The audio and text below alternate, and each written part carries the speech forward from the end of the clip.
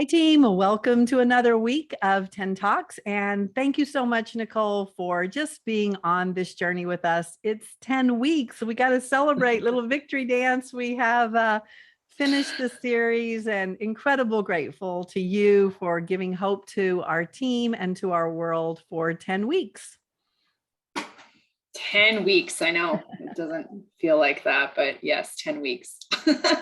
So we're celebrating you. We're celebrating your commitment. And today's topic is all about journey versus destination. And our title for this series was Finding Joy on the Journey, because we've been on such a journey through just transformational change and not so fabulous change. I mean, all we can do is add change to anything that's been about this journey.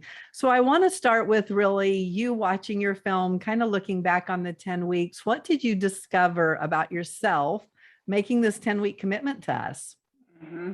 I think it's actually best summarized by something my husband had quoted last week when we were kind of having a conversation. Last week was a little bit of a tough week, but he said to me, one question you always got to ask yourself is, do you want to win the long game or the short game? Beautiful. And really, life is a long game, and this is a long game. So it's kind of funny we talk about this 10 weeks. I think this 10 weeks went fast. That's definitely the short part of the journey, but the important part is continuing on that long game and constantly reminding myself that it's not about the day to day or the hour to hour, or the minute to minute, whatever's happening. It all kind of has a tendency to work itself out in one way or the other. But the key to the whole thing is staying committed to the journey, right? Mm-hmm. And committed to the fact that it's just not always going to go the right way. And I think, we're feeling that right now, right? I think everybody had a glimmer of hope that things would go back to maybe what they were in 2019. And we've talked a lot about that. They don't need to go back to 2019. Right. And what is that? And I just keep reminding myself, there's not a timeline on this. This is life, and this is the journey. And this is just, kind of take it and give it. And there's going to be really hard times in that.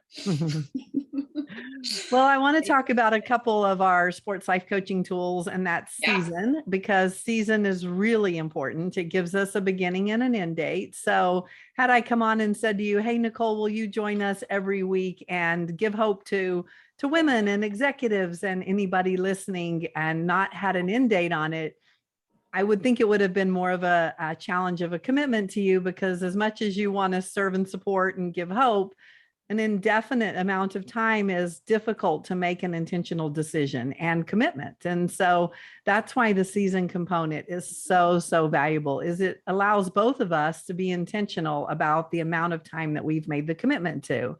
So we know that week by week, we had a particular day and time that we were set to record, and life happens, right? I mean, on the journey, there's so many things happening. We got to sub in little E on the journey one time when things were a little crazy for you, and just that power of support team. So what have you learned about seasons and the power of support team? Well, I'm glad you brought up the sports life coaching, because the seasons for me, I can really relate to, couldn't find words there, relate to in terms of if you look at the athlete background that I have, the athletes that you work with, you don't play your sport every day for 12 months out of a year. So that's why the concept of seasons really works for me. And I think if we would not have set up and said, okay, we're going to do this 10-week program. And by the way, full transparency, I miscalculated, right? And I thought we were done at 8 weeks. So I was like, oh crap, we have 2 more weeks to go.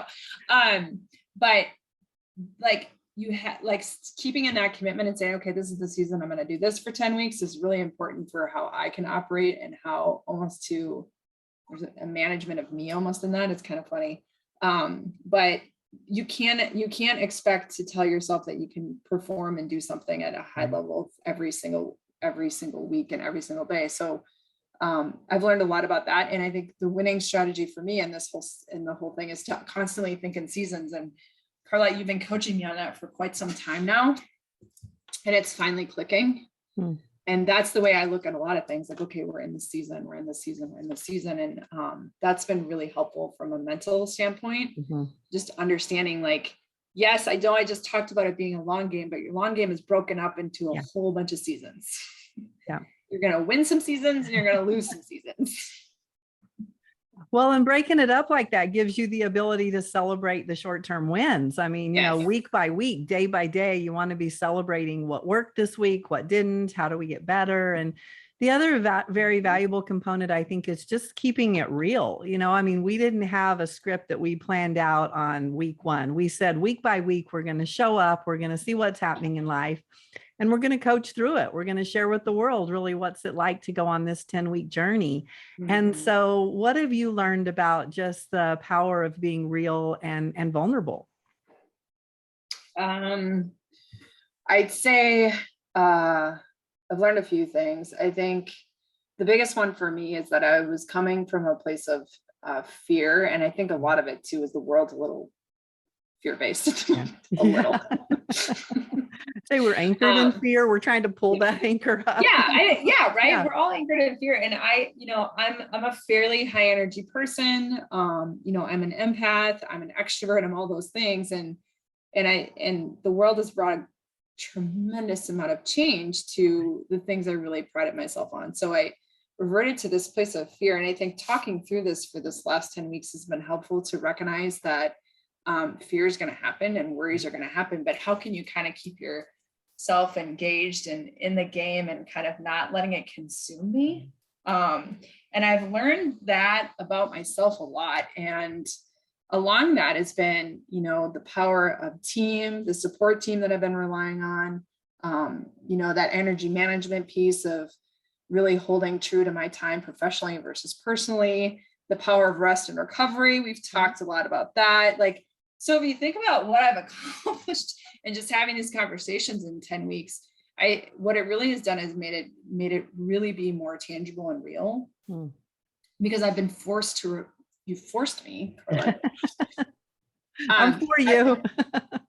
But forced me to reflect on it. If you don't take the time to reflect on what's working versus what's not, you're just going to go back into the same old. And I think that's been really key for me, is to just stay in the present and take it. I think we're moment by moment, hour by hour, right? And I think that's really important right now, because if you get stuck up on it, you're not going to find any joy, any break, anything. So that's the biggest thing for me. In terms of the power of being intentional and intentional well-being, there's such a gift in really showing up, being present and real with our feelings. I'm, fear-based today, or I'm fear-based in this hour, recognizing and just having the awareness of where is your behavior coming from? Why are you acting the way you're acting? What's showing up? And most importantly, are you being the person that you want to be? Is like the way you're coming across, the way you're feeling, internal, external, is that really in alignment with you and your well-being? And I know that you have been on our journey to win well-being. What have you discovered about your well-being? The well-being is, and we've talked about this a few times, but the biggest thing, and I can't overstate this enough because it's still a journey, is the mental part of your well-being is just as important as your physical, if not more. And a lot has happened in our world that really demonstrates that as well, right? And taking that time to really get the mind right will kind of, and the ability to go through that and make sure that you are taking care of your mental well-being is very much a long season. It is very long. It is not short. It does not produce instant, like, I'm gonna wake up and feel this so much better. So in terms of well-being, I think balance is the key, and kind of where to take that, and giving a lot of grace in the fact that maybe what's worked in the past isn't going to work in the future, and how to change that up, and constantly being level set in that regard. A funny thing happened last week. Like I've been doing pretty good. We had a challenging week, and I hadn't taken, that 10 minutes in the morning. I think we've kind of talked about this, to kind of just sit and reflect a little bit. And I like the Calm app, so I do use that. It had been a while. It was amazing, because once things start going well and you're like getting better, then you ignore the things that got you there. It's so easy to just bounce back, right? And be like, oh, I've got this now. Yeah. And it's having that constant discipline to be like, no, like, just because I'm doing a little bit better, and, I'm not 100% or anything like that, but like, I'm just, because I'm doing a little bit better doesn't mean I revert and take away the things that got me there. So just having that, constant, like, no, let's go back to the basics. Let's go back to, how I got there, and it helped. And just kind of having that realization and kind of moving from there, because you're going to get some curveballs in your life, and things just don't go as planned. They don't follow the calendar. Yeah. So don't we wish we could? I mean, that's kind of right. the olden days, right? As everything kind of went according to plan. And so let's just talk about that mental side of the game, because so many times I think when people hear mental, they think, oh, it's, the psychology or something from that perspective. Talk about just really the truth about how you felt about all of it, because I think another component is a lot of times people think, you and I want to get up every day, we're bounce out of bed like we got this, and it's like that's not at all true. It's really a choice that we make because we're choosing to honor our commitments, or we're choosing to serve and support. Like we really have to push past the feeling into anchoring in our commitment. And so what did you discover about you? It's commitment and purpose. And when things go a little bit not according to plan, I myself have a tendency to fall back into, a negative feeling or thought, or really, really questioning maybe my purpose, which is why I bring that up. Like, why am I, at this job, or why am I doing this? Or, as a parent, you definitely go through this. We won't even go there, right? Like, why really have a terrible mother, or whatever it might be. But just the constant reminder of anchoring in why, and knowing that, like last week, I mentioned it was tough, and it took me a couple of days to be like, you know what, can't control everything. That's okay. This is a little bit scary, a little bit fear-based, but I'm for people, and I'm here, and really to go back and lead to what I need to anchor in. And, I brought up the mother thing, like there's going to be times where, my child does not do what I ask her to do, and I don't understand. If there's only a few of those times, God bless you. You might as well start a parenting course if you've only got a few of those times happening. A few last week. A few yesterday, right? I mean, crazy. Yeah. But that's the thing is take the time, take the couple breaths mentally. And I think too often in the past, I get spun around it, and then I'd revert back to maybe some not so good behavior. So that's been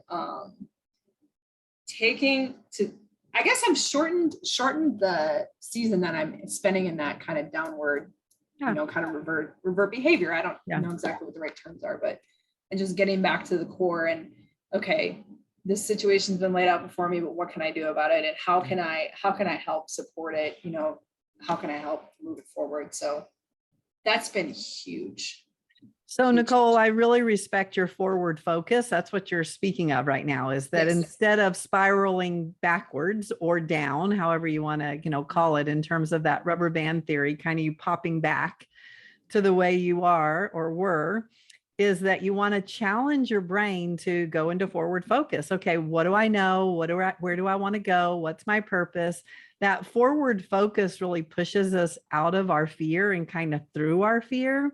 Doesn't mean that we don't feel it. I mean, that's a beautiful understanding that we're getting as we're talking about just everything in the world right now. It's not about a feeling. It's more about a commitment and a process on how to get to our commitment and how to honor it, how to anchor in that purpose. And so most importantly, I just want to end our series with just, first of all, a thank you, great gratitude for our journey. And what about just being for you? To me, that's such a gift that we can give the world, is to start with just being for you, for your support team, for your family. What are your words of wisdom as we support the team and going off and being for each other? I think the biggest thing is to recognize the people that are around you that are there to help you, because there's tons of that. And I think this is a great example. Like you and I have had a ton of conversations. You really understood what was kind of going on and how I was struggling, but I really wanted to give back. I'm like, no, like I want to give back. And you were there to support me and can, help kind of come up with this. So, and the key to that whole thing is, as I let you in, where before a few years ago, I would have been like, no, I got this, I'll figure it out or whatever. Have a conscious reality of those around you. They're trying to help you, because there's a lot more people trying to help you than not. And let those people into your world. It doesn't have to be huge. It can be something small, but I just really want to see all of us be for each other, Yeah. because ultimately that's for you. Yeah. So being for each other creates a sense of for you, like I help me, you help you, like that kind of thing. And that is one of the biggest things. I can't control or fix every situation. I never will be. But how can I take others around me to help me get through something? Or how can I give back, which is kind of where we ended up here, is how can I help others? Because inevitably, there's no way that I'm the only one that has went through some of the things that I've went through, right? There's no way. Yeah. So I just would love to see, I want to continue, thinking this way and in this mindset. I just want to see more of the for each other rather than the against, right? It's the biggest thing. Well, Nicole, we can't give somebody something that we don't have. So if we're not being for us and really taking care of ourselves, even as much as we want to give hope or give help or give anything, we got nothing. It's like, if, you can't give money away that you don't have. So the same is true of just that joy and that spirit and that love and that grace, everything that we want to fill ourselves up with as we're resting and recovering and connecting to the people we love, the things we love. So thank you so much for just the gift of being on this journey to discover joy. And most importantly, just for you to really be honoring your desire to give hope, and for this being the way that you came up with it. And just thank you for letting me be on the journey with you. No, thank you. I'm super grateful for this and everything that we've accomplished and more, right? To be continued. To be continued. This is just the end of this particular season, but grateful you and I are on a journey that we've been on for a long time. We'll continue to do that, and we'll continue to check in with you and share you with our world as we just really anchor in whatever's up for the next season. Yeah, absolutely. So thank you, team. It's up to you. Go out and win your week before the people that are in your life. And most importantly, just anchor in how powerful really well-being is. Be intentional about how to take great care of you. Thank you, Nicole. Thank you.